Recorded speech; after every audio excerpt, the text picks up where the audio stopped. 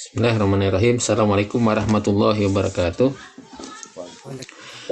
Alhamdulillahirabbil alamin, nahmaduhu wa nasta'inuhu wa nastaghfiruh wa na'udzubillahi min shururi anfusina wa min sayyiati a'malina. May yahdihillahu fala mudilla lahu wa may yudlil fala hadiyalah. Asyhadu an la ilaha illallah wa asyhadu anna Muhammadan abduhu wa rasuluh la nabiyya ba'da. Bapak Ibu yang dirahmati Allah, pertama-tama kita bersyukur kepada Allah Subhanahu wa taala yang memberikan kita nikmat iman, nikmat ukhuwah, nikmat Islam, sehingga kita bisa bertemu di malam yang berbahagia ini. Salawat dan salam kepada Nabi besar kita, Nabi Muhammad SAW, qudwah tauladan kita yang dipilih oleh Allah Subhanahu wa taala. Allah memilih, maka insya Allah kalau yang memilih tidak ada salahnya. Ya, karena itu kita menjadikan Rasulullah sebagai tauladan kita dalam menjalani hidup ini.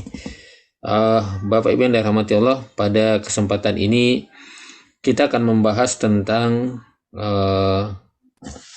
tauhid mulkiyah. Ya. Sebentar saya mau share dulu ini. Bapak yang dirahmati Allah, sedikit kita sebagai mukaddimah bahwa tauhidullah ini adalah merupakan poin penting dalam kehidupan kita sebagai seorang manusia. Karena tauhid artinya mengesahkan, menjadikan satu-satunya Allah. Ya, dalam segala hal, dalam kehidupan kita ini menjadikan Allah satu-satunya dalam hal apapun. Ya, semuanya itu kembali kepada Allah Subhanahu wa taala. Tujuannya adalah, atau ghayahnya adalah Allah Subhanahu wa taala. Itulah makna tauhid secara keseluruhan. Sebagai mukadimah di sini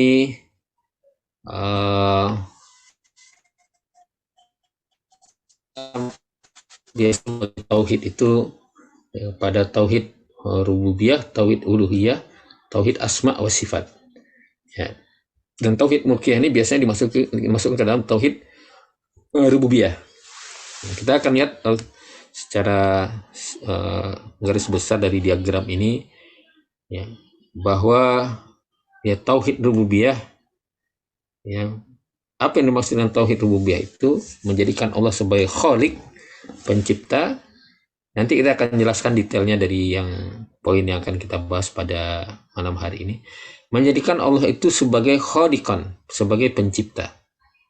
Satu-satunya, ya, kalau kita mengatakan tauhid rububiyah, maka kita meyakini bahwa satu-satunya yang pencipta alam semesta ini adalah Allah Subhanahu wa taala. Ya, jadi tidak ada pencipta yang lain. Kemudian ketika kita memahami tauhid rububiyah adalah menjadikan Allah itu razikon, bahwa Allah lah satu-satunya Tuhan yang memberi rezeki. Nggak ada yang memberi rezeki selain daripada Allah Subhanahu wa taala. Kemudian malikan, menjadikan Allah itu malik, ya, bahwa itu raja dari alam semesta ini, bahwa Allah yang memiliki alam semesta ini. Nah, ini tauhid rububiyah. Namun pada kesempatan ini pembahasan kita bukan di situ. Kita membahas nanti tentang mulkiyatullah, ya, tauhid mulkiyah, ya.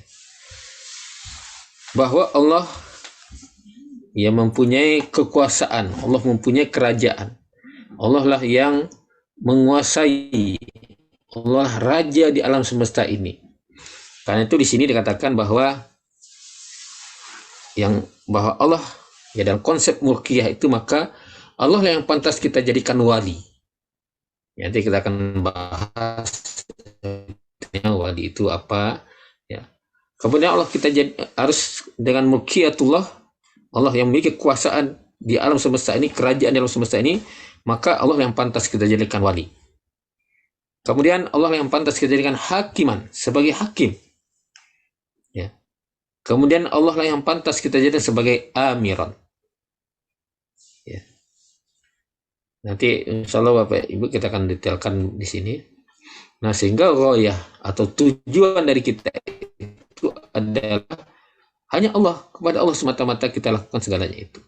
Karena Allah kita jadikan wali, kita jadikan hakim, kita jadikan amir. Ya.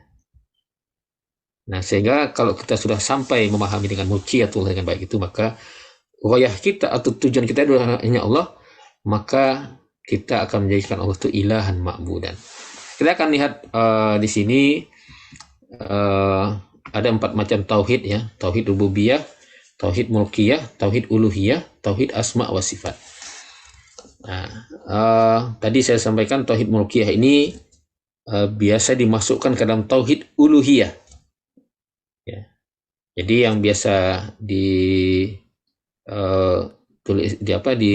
ditulis itu 3, tauhid rububiyah, tauhid uluhiyah, tauhid asma wa sifat.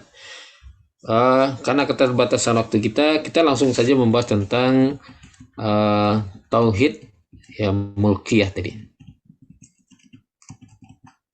Nah, tadi dalam mulkiyatullah, maka kita harus yang pertama tadi, karena Allah mulkiyah, Allah memiliki kerajaan langit dan bumi ini, semuanya di bawah kekuasaan Allah Subhanahu wa taala, maka pantaslah kita harus menjadikan Allah itu sebagai waliyan.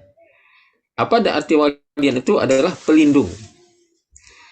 Ya, maka kita selalu dalam setiap aktivitas kita selalu kita mengucapkan a'udzubillahi minas syaitonir rajim, pelindung kepada Allah, karena Allah satu-satunya yang bisa kita jadikan pelindung kita. Tidak ada yang bisa melindungi kita selain daripada Allah Subhanahu wa taala. Ya.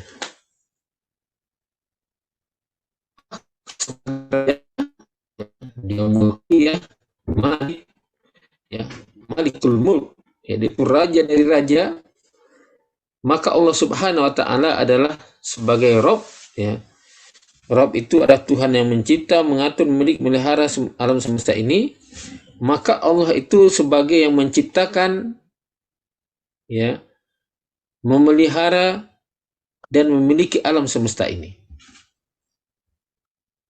Ya. Jadi kalau kita pahami dalam konsep ini, Bapak Ibu yang dirahmati Allah, bahwa konsep mulkiyatullah itu Allah adalah Rabb yang menciptakan, memelihara, dan memiliki alam semesta ini. Yang menciptakan alam semesta ini, termasuk yang menciptakan kita itu adalah Allah Subhanahu wa taala. Yang memelihara alam semesta ini siapa? Allah, termasuk yang memelihara kita. Yang memiliki alam semesta ini siapa? Allah. Dan bahkan yang memiliki kita pun adalah Allah Subhanahu wa taala. Kita ini nggak ada apa-apanya.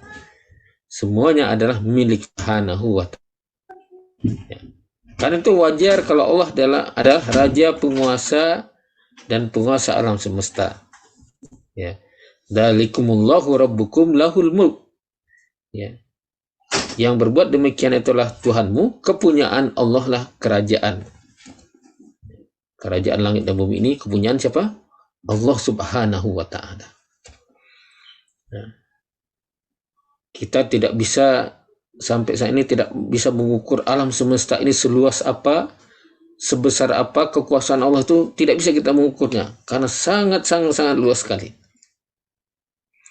Ya. Karena itu kalau di hadapan Allah, Bapak dan rahmati Allah, tidak bisa kita menyombongkan diri. Saya ini penguasa ini, saya ini pemimpin ini. Nggak ada apa-apanya di hadapan Allah Subhanahu wa taala. Jangan yang kita miliki. Kita sendiri pun adalah milik Allah Subhanahu wa taala. Jadi tidak ada gunanya kita menyombongkan diri di hadapan Allah Subhanahu wa taala. Dzalikumullahu rabbukum lahul mulk. Ya, dialah yang berbuat demikian itu Allah, Tuhanmu, kepunyaan Allah lah kerajaan, ya, yang ada di langit dan di bumi. Bapak yang dirahmati Allah, ya, tadi sebagai raja yang berkuasa, sebagai pemilik kekuasaan yang ada di alam semesta ini, di langit dan bumi ini, maka Allah itu sebagai wali tadi. Wali artinya pelindung, pemimpin, dan penolong. Kemudian menjadikan Allah sebagai hakim, alam semesta ini, maka Allah yang membuat hukum di alam semesta ini. Kemudian menjadikan Allah itu sebagai amir atau pemerintah. Ya. Maka ketiga yang di atas ini, menjadi wali, menjadi hakim, menjadi amir, itu adalah haknya Allah saja. Ya. Nah, kalau ada makhluk, ada manusia yang mengaku dirinya berhak sebagai salah satu di atas tanpa izin dari Allah, ya sesuai dengan Al-Quran dan Sunnah, maka berarti mensejarkan dirinya dengan Allah. Ya. Kalau ada orang yang mengatakan dia menjadi pelindung, ya, saya pelindung kamu, ya, saya penolong kamu, saya pemimpin kamu. Nah ini ya perlu dipertanyakan. Yang jadi kita pantas kita jadikan pelindung itu adalah Allah Subhanahu Wa Taala. Yang jadi pemimpin itu adalah Allah Subhanahu Wa Taala. Yang jadi penolong kita itu adalah Allah Subhanahu Wa Taala. Untuk apa ketika kita berdoa, ya, dan ketika Al-Fatihah kita iyyaka na'budu wa iyyaka nasta'in. Kita selalu mengeluarkan statement itu dalam solat-solat kita, bahwa kita menjadikan Allah itu sebagai penolong kita. Ya. Begitu juga hakim, ya, pembuat hukum itu adalah Allah Subhanahu Wa Taala. Yang memerintah adalah Allah Subhanahu Wa Taala. Nah, kita akan lihat satu persatu. Kalimat wali berarti pelindung atau penolong atau pemimpin. Nah, inilah yang membedakan, ya, antara mukmin dan kafir. Ya, sebagaimana dalam surah Al-Baqarah dalam ayat 257, ya, dijelaskan di situ bahwa Allah adalah wali bagi orang-orang yang beriman. Ya. Adapun orang-orang kafir maka wali mereka adalah taghut atau setan. Jadi jelas di sini bahwa orang yang beriman itu siapa walinya, siapa yang menjadi pelindungnya, siapa yang menjadi penolongnya adalah Allah Subhanahu Wa Taala. Sedangkan bagi orang-orang kafir siapa penolongnya? Adalah setan, taghut. Karena taghut atau setan itu sebenarnya bukan penolong atau pelindung atau pemimpin, maka hakikatnya orang-orang kafir itu tidak memiliki wali. Kalau orang-orang kafir tidak punya wali.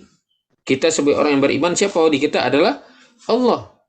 Allah lah tempat kita meminta perlindungan, Allah tempat kita meminta pertolongan, Allah yang kita jadikan pemimpin dalam semua urusan kita.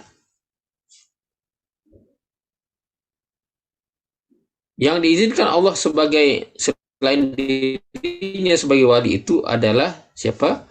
Rasulullah SAW dan orang-orang yang mukmin. Siapa orang mukmin itu? Ya ada 3 syaratnya sebagai Allah jelaskan soal Al-Maidah ayat 55.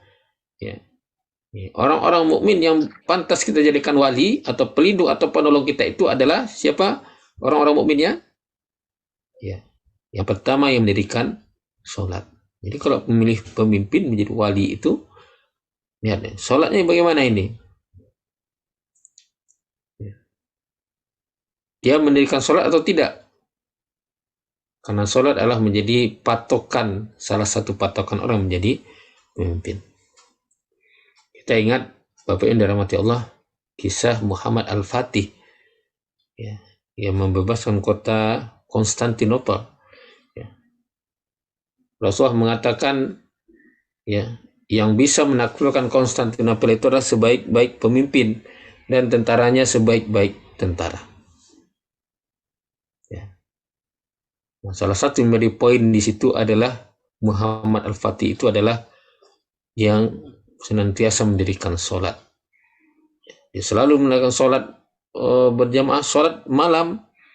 Ya, dia melakukan sholat sunat sehingga pada waktu itu, rahmati Allah, ketika dikumpulkan 100.000 pasukannya mau berangkat berperang merebut Konstantinopel itu, ketika mau sholat dia nanya, siapa yang tidak pernah meninggalkan sholat berjamaah, siapa yang tidak pernah meninggalkan sholat tahajud, siapa yang tidak pernah meninggalkan sholat rawatib, silakan menjadi imam. Dari semua orang itu tidak ada yang maju. Akhirnya siapa yang maju? Rahmati Allah, yang maju adalah Muhammad Al-Fatih. Kenapa? Karena hanya beliau sendiri yang melakukan itu. Ya. Yang patut kita wali adalah orang yang mendirikan sholat. Kemudian yang kedua yang menunaikan zakat. Nah, ini kalau kriteria wali dalam konsep ini, apa namanya? Ini bayar zakat nggak nih? Zakat menjadi patokan. Ya. Kemudian yang ketiga itu adalah serang mereka tunduk kepada Allah Subhanahu Wa Taala.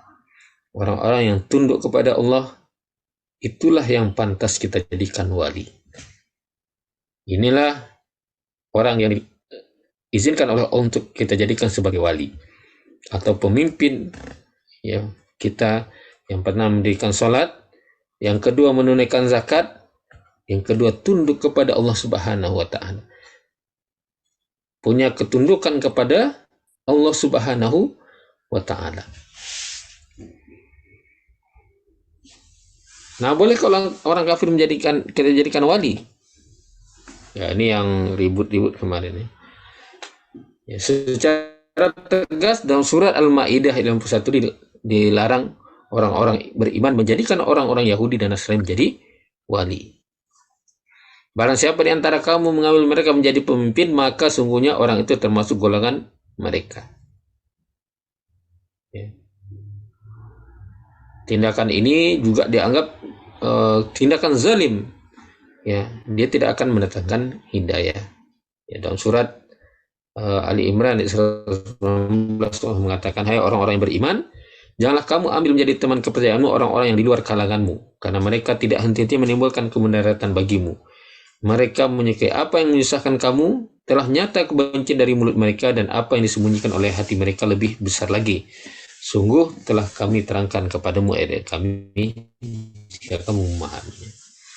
Ini larangan orang yang beriman untuk mengambil teman kepercayaan, wali, orang-orang di luar kalanganmu, di luar orang-orang Islam. Kemudian yang kedua, Bapak Ibu rahmati Allah, dalam konsep mulkiyatullah itu adalah kita menjadikan Allah itu sebagai hakim. Karena Allah yang menguasai alam semesta ini, maka pantaslah Allah kita jadikan sebagai hakiman, pembuat hukum. Sehingga kita menjadikan Allah Subhanahu wa Ta'ala itu sebagai satu-satu yang berhak membuat hukum untuk makhluknya. Karena Allah tadi berkuasa menguasai alam semesta ini, maka Allah yang berhak membuat hukum itu untuk makhluknya. Karena Allah yang menciptakan makhluknya itu, Allah yang melihara,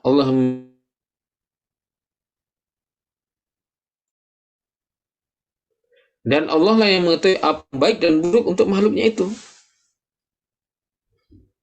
Ya. Sehingga konsepnya Bapak Ibu rahmati Allah, apa yang Allah perintahkan pasti itu sesuatu yang baik, dan apa yang dilarang Allah pasti sesuatu itu yang buruk. Pasti. Ya. Konsep Allah Subhanahu wa Ta'ala itu pasti.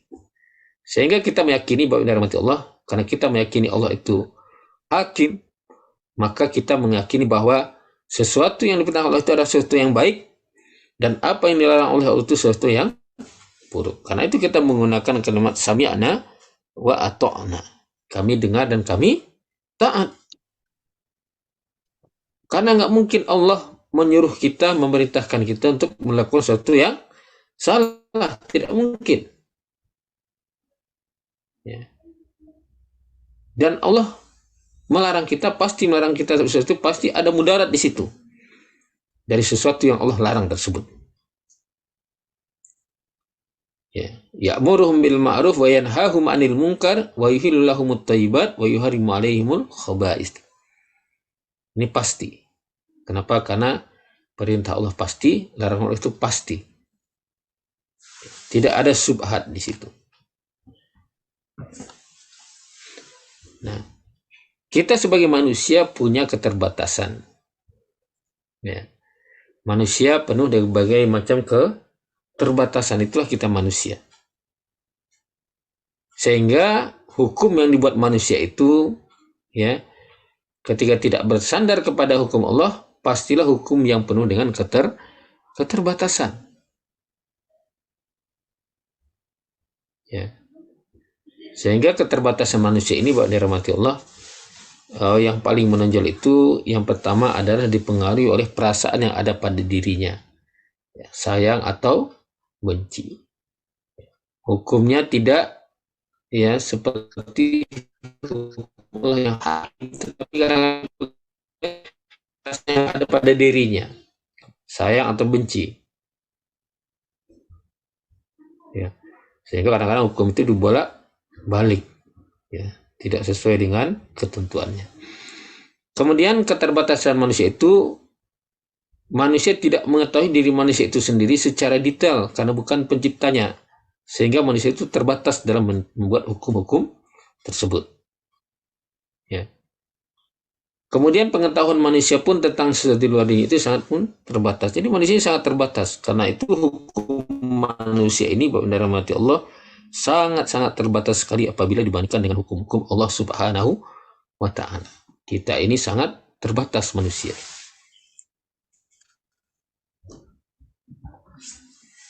Nah, sehingga hukum Allah adalah hukum yang terbaik yang harus kita ikuti. Dalam surah Al-Maidah ayat 50, Allah menantang manusia untuk melakukan perbandingan manakah yang terbaik, hukum Allah atau hukum. Mana yang terbaik, hukum Allah apa hukum jahiliyah? Ya. Jelas yang terbaik itu adalah hukum Allah. Kita bandingkan kehidupan jahiliyah sebelum datang Islam, bagaimana kehidupan masyarakat Jazirah Arab pada waktu itu, kemudian bagaimana Islam setelah datang Islam, bagaimana mereka hidupnya menjadi lebih baik dengan datangnya agama Islam tersebut. Ya.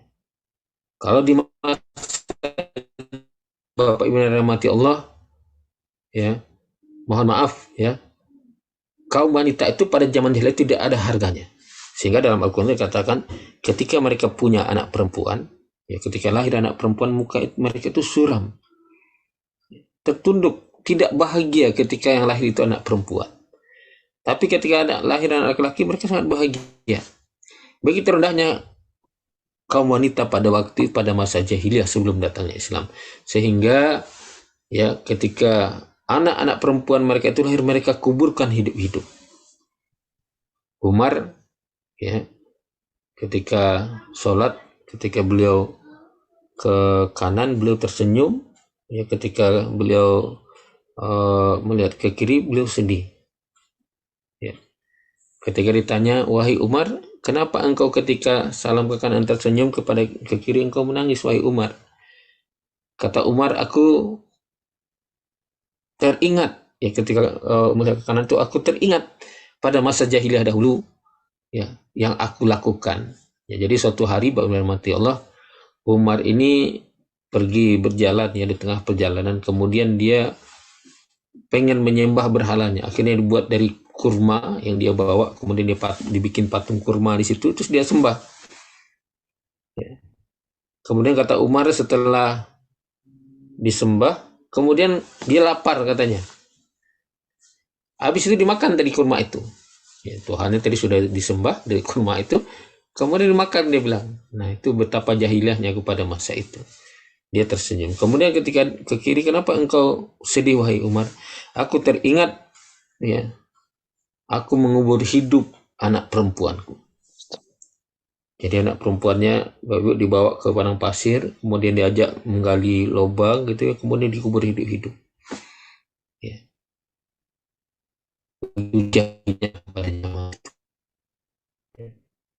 Sehingga Islam datang, Islam merubah kondisi masyarakat pada waktu itu dari jahiliyah menjadi lebih baik. Sehingga disitulah ketika seorang ingin menikah seorang wanita, maka adanya mahar. Walaupun maharnya, yang penting ada penghargaan kepada kaum wanita.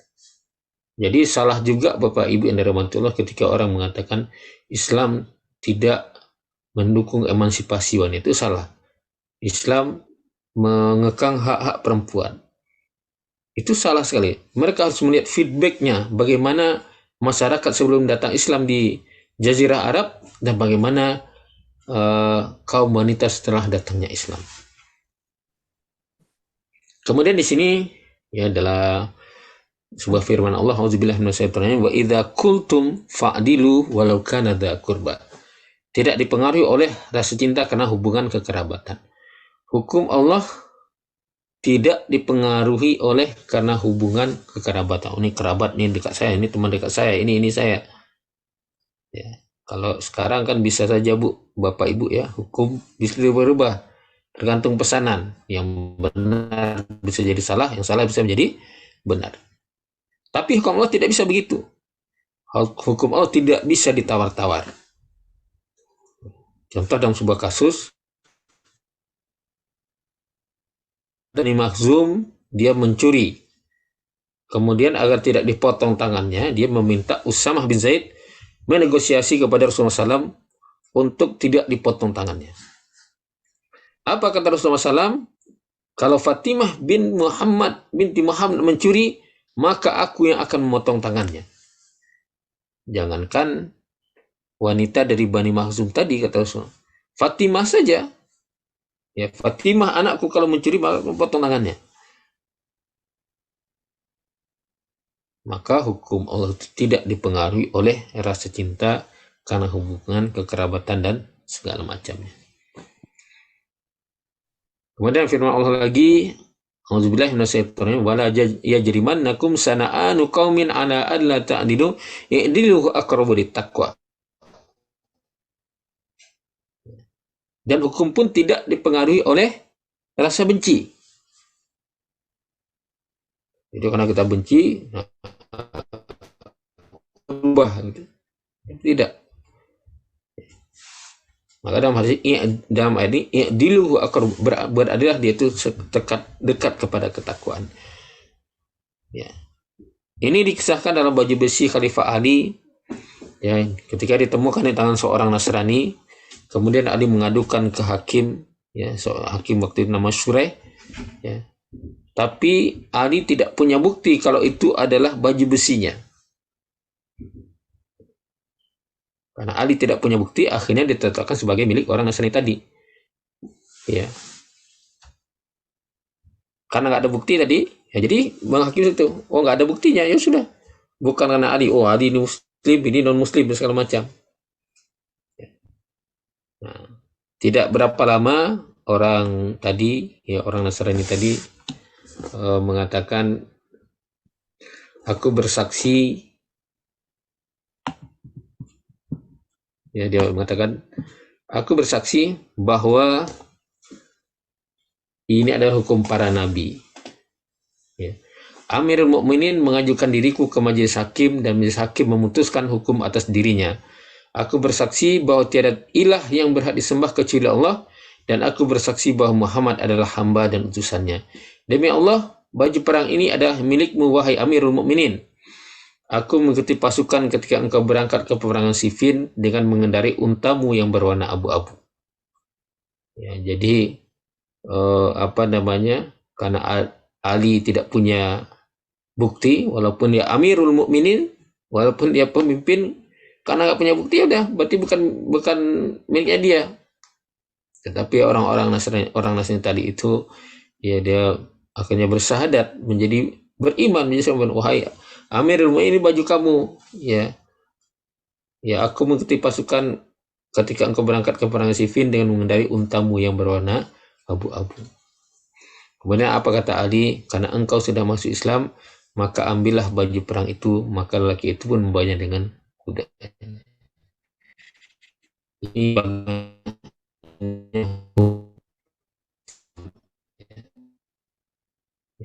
tidak memandang kekerabatan, tidak berdasarkan kepada kebencian, tetapi adalah berdasarkan kepada nilai keadilan. Kenapa? Karena i'dilu huwa aqrabu littaqwa. Ya, berbuat adillah, sungguhnya berbuat adil itu dekat dengan ketakwaan.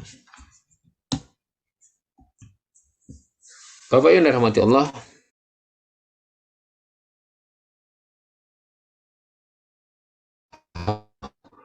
wa ta'ala. Dan Allah sudah menjelaskan hal ini sangat jelas di dalam ayatnya. A'udzubillahi minasyaitonir rajim. Inilah hukmu illa lillah. Bahwa menetapkan hukum itu adalah hanya hak Allah Subhanahu wa ta'ala. Tidaklah ketetapan hukum dan hukum itu kecuali bagi Allah, bukan selainnya. Allah yang menetapkan hukum itu.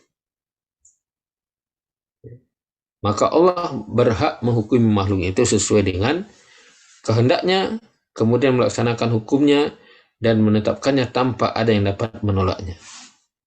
Nggak ada yang bisa menolak hukum Allah Subhanahu wa ta'ala.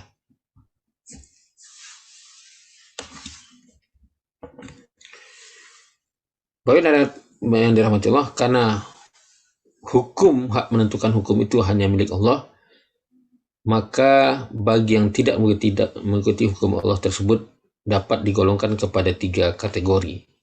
Orang yang tidak berhukum dengan hukum Allah, ya. Siapa yang pertama? Ya, orang yang menolak hukum Allah itu orang kafir. Ya. Kemudian ada orang menerima hukum Allah tapi tidak melaksanakan, ya, kemudian melaksanakan hukum lainnya, itu termasuk orang yang zalim, kata Allah Subhanahu wa taala. Kemudian, ya, ada orang yang melaksanakan hukum Allah tetapi dilanggar hukum Allah tersebut. Ini namanya orang yang fasik. Jadi orang yang tidak berhukum dengan hukum Allah itu 3 ini: orang kafir, orang zalim, orang fasik.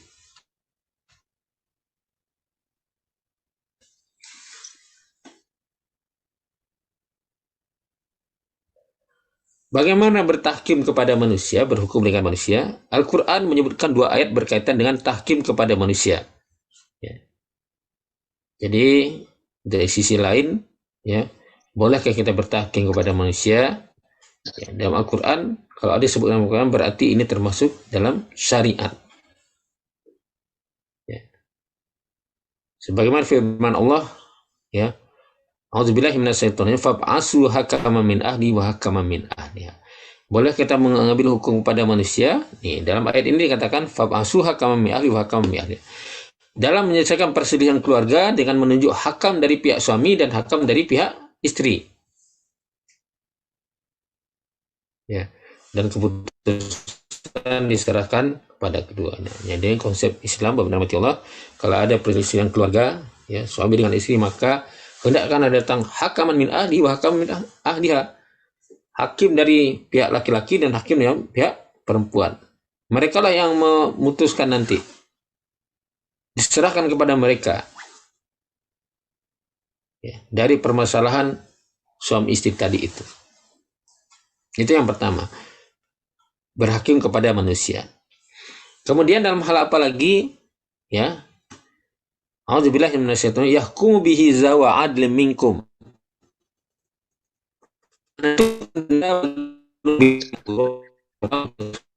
Adil yang, ya, ini apa, denda bagi orang yang membunuh binatang buruan ketika mereka sedang ihram. Bizawa'an.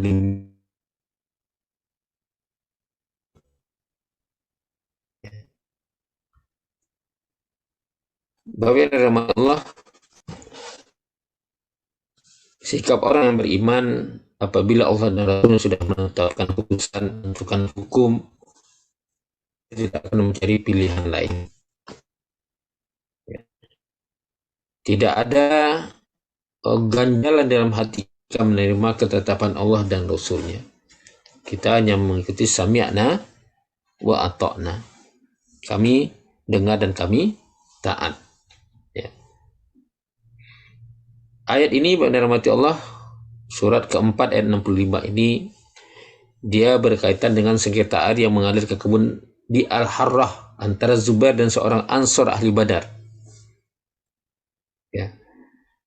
Pada awalnya Rasulullah menetapkan keputusan yang memihak kepada Ansor. Ya. Tetapi orang Ansor itu salah tanggap dan menuduh Rasulullah berpihak kepada Zubair karena dia keponakannya. Rasul marah dan akhirnya beri keputusan yang jelas-jelas memihak kepada Zubair. Ya. Jadi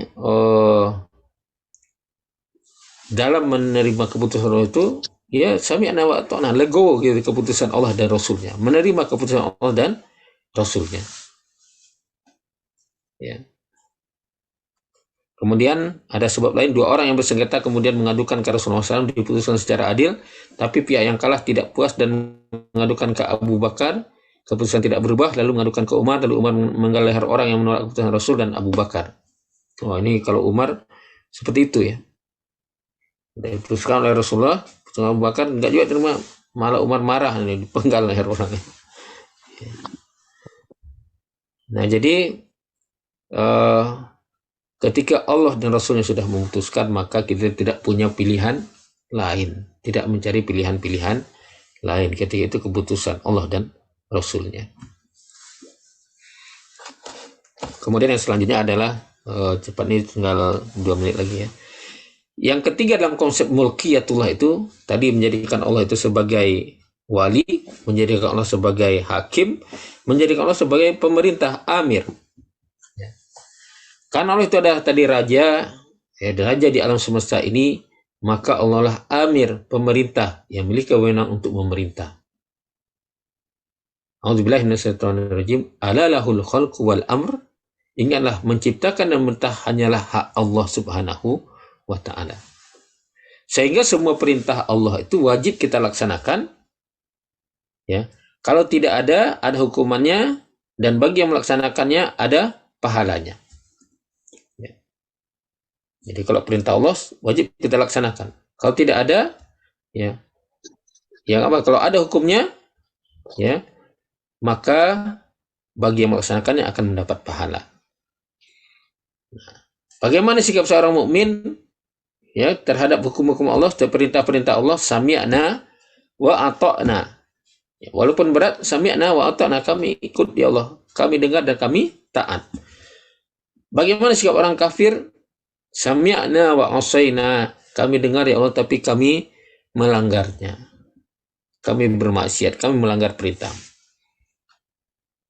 Nah, ini beda orang yang beriman dengan orang kafir dalam merespon hukum Allah Subhanahu wa ta'ala. Orang yang beriman mengatakan sami'na wa ata'na. Ya, sebagai perintah Allah dalam surat At-Taubah ayat 41, infiru khifafan wa thiqalan, dan ringan dan maupun berat. Ya. Jadi dalam keadaan lemah dan keadaan kuat, berperanglah bersama Allah. Abu Talha berperang bersama Rasulullah, bersama Abu Bakar dan bersama Umar. Ya, beliau ini panjang umurnya, berperang bersama Rasulullah, dengan Abu Bakar dan Umar, dengan berperang. Pada masa Utsman pun beliau masih mau tetap berperang.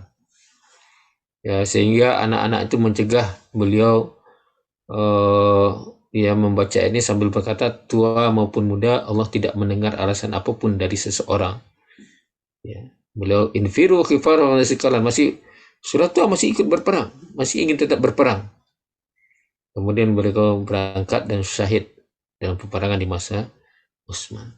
Infiru khifafan wa thiqalan. Begitu para sahabat Rasulullah merespon perintah dari Allah Subhanahu wa ta'ala.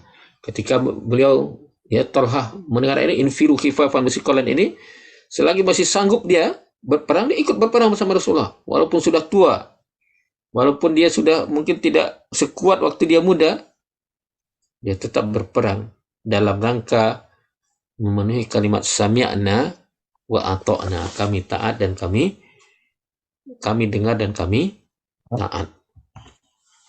Sehingga Bapak Ibu rahmati Allah, dalam konsep mulkiyatullah ini, maka pantaslah kita menjadikan Allah itu sebagai ghoyah. Ya. Orang yang menjadikan Allah sebagai raja yang diminta perlindungan dan pertolongannya, raja yang hukum-hukumnya dilaksanakan, raja yang ditaati perintah-perintahnya, maka pastilah akan menjadikan Allah sebagai tujuan akhir segala amalnya. Ya. Allah sebagai tujuan akhir segala amal kita. Apapun yang kita lakukan di dunia ini, mau jadi apapun kita, mau jadi insinyur, mau jadi dokter, mau jadi guru, mau jadi apapun, ya, mau jadi engineering, mau jadi pilot, mau jadi apapun, maka Allah sebagai tujuan akhir segala amal kita.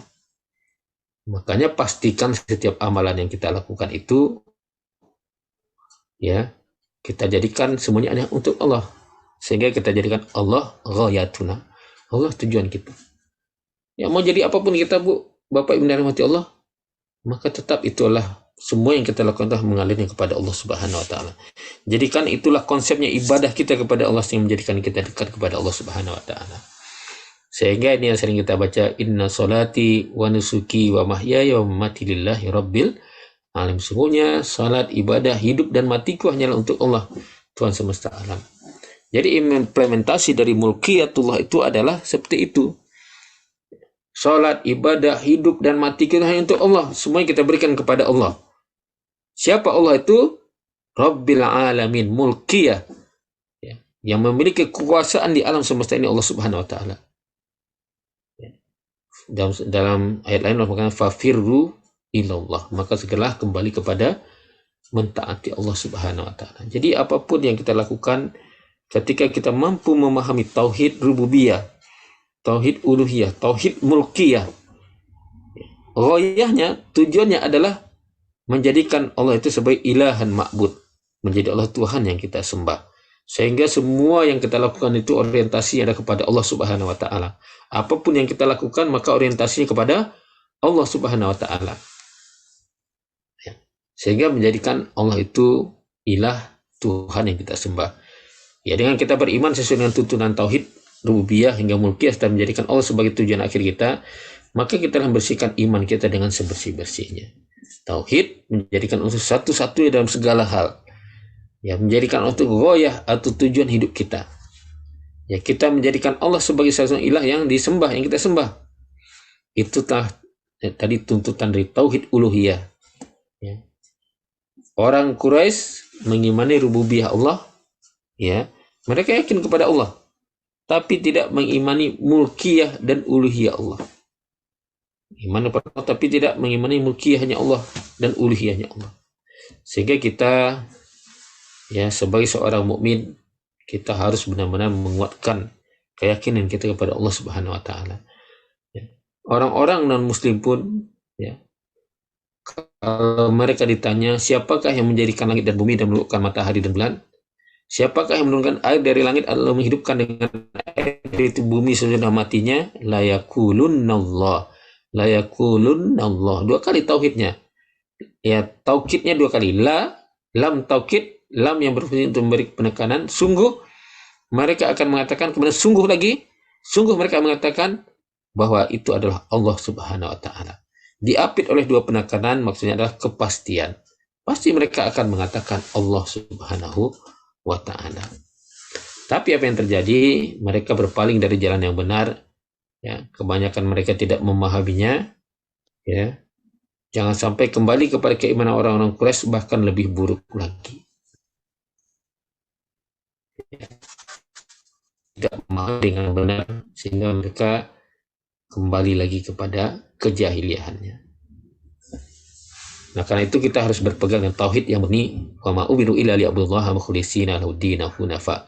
Padahal mereka tidak disuruh kecuali supaya menyembah Allah dengan memurnikan ketaatan kepadanya dalam menjalankan agama dengan agama yang lurus. Sehingga tauhid ini harus benar-benar murni, semuanya itu adalah kepada Allah Subhanahu wa taala. Jangan sampai di satu sisi kita minta tolong kepada Allah, sisi Allah Subhanahu wa taala. Nauzubillah min dzalik. Barangkali itu, mohon maaf, lebih 6 menit. Kurang lebihnya mohon maaf. Wabillahi taufiq wal hidayah. Assalamualaikum warahmatullahi wabarakatuh.